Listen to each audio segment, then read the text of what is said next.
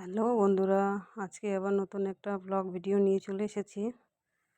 তো প্রথমেই বলে দিই, নিধি ভিসি ব্লগে তোমাদের সবাইকে স্বাগত। তো তোমরা সবাই কেমন আছো? আশা করি ভালোই থাকবে। তো এখানে আমি কটা গোটা আম নিয়ে চলে 4টা থেকে 5টা গোটা আম নিয়ে নিয়েছিলাম। তো আমটা কেটে শুদ্ধ জলে পরিষ্কার করে, হ্যাঁ, তারপরে আমি ওভেনে কড়াইটা বসাই দিয়েছি। তারপরে গ্যাসটা অন করলাম। অন করার পর অনেক কড়াইটা একটু গরম হবে, তারপরে তেল দিলাম, সর্ষে তেল। তারপরে দিব আমি এখানে 5 ফোড়ন,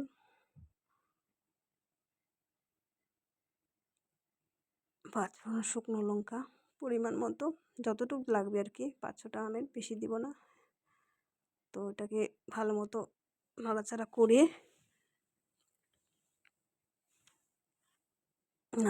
করার পরে তারপরে আমটা দিয়ে দিব, কাঁচা আমটা কাটানো। এখানে পরিমাণ মতো লবণ হলুদ দিয়ে দিব। দেখতে থাকো তোমরা। তো ভিডিওটা যদি ভালো লাগে তো অবশ্যই লাইক কমেন্ট করে দিও। আর চ্যানেলটা নতুন হয়ে থাকলে চ্যানেলটাকে সাবস্ক্রাইব করে দিও প্লিজ, সবাই সাপোর্ট করো একটু। তো এখানে আমি এই যে পরিমাণ মতো হলুদ আর পরিমাণ মতো লবণ দিয়ে দিব। লবণ দিয়ে একটু নাড়াচাড়া করব।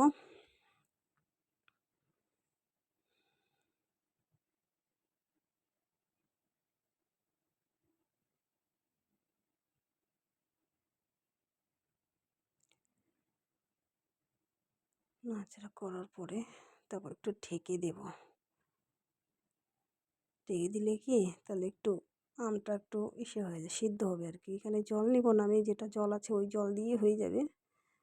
তো প্রথমে বলে দিই কী বানাচ্ছি আমি, সেটা বলা হলো না। এটা আমের চাটনি বানাবো আর কি। এই দিনে তো এই সময় আর কি আমের চাটনিটা খেতে একটু বেশ ভালোই লাগে, তাই না? তো এই যে ঢেকে দেওয়ার পরে দেখো আমটা কি সুন্দর গলে গেছে, খুব সুন্দর একবারে মজে গেছে। তো এরকম একটু 5-7 মিনিটের মতো একটু ভালো মতো নাড়াচাড়া করবো এখানে, যাতে আমটা আরও ভালো করে ভাজা যায় আর কি। তো কাঁচা গন্ধটা থাকবে না।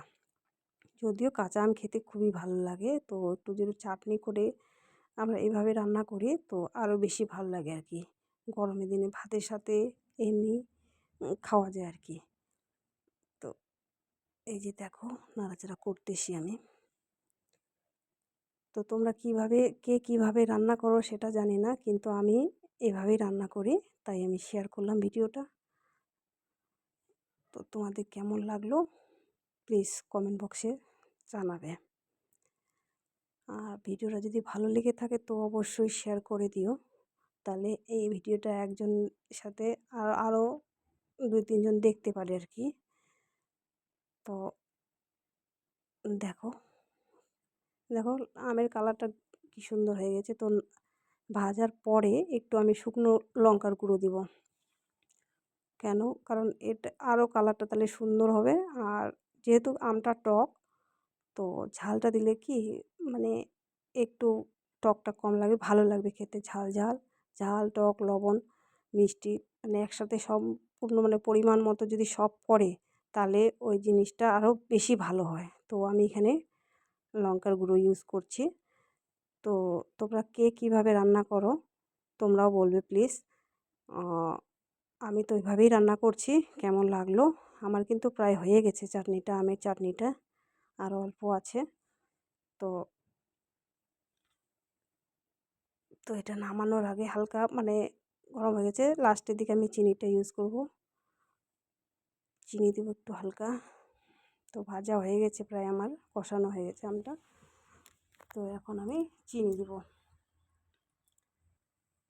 বলেইছিলাম আমের সাথে পরিমাণ মতো সব কিছু যদি পড়ে তাহলে খুবই ভালো লাগে। এখানে ঝাল লবণ মিষ্টি টক তো আছেই। তো সত্যি খুবই ভালো লাগে খাইতে। তো যাই হোক আমি চিনি দিয়েছি, চিনি দেওয়ার পরে হালকা একটু জল দিব, তাহলে একটু ভালো মাখা মাখা হবে। এমনি তো শুকনো হয়ে গেছে, তো জলটা হালকা দিব, বেশি দিব না। তারপরে ফুটিয়ে লাস্টের দিকে অল্প কাজু আর অল্প কিশমিশ অ্যাড করবো এখানে।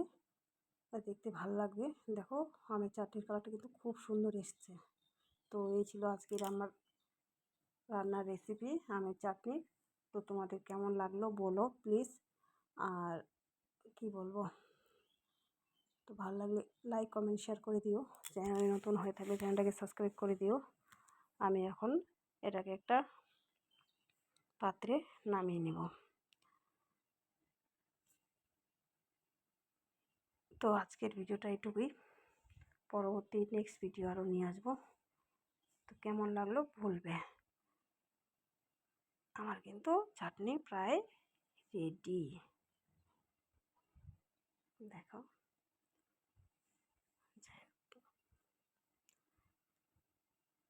আমি এখানে পাত্রের মধ্যে রেডি করে নিয়েছি। দেখো কালারটা কিন্তু খুব সুন্দর এসেছে। Tata, bye bye.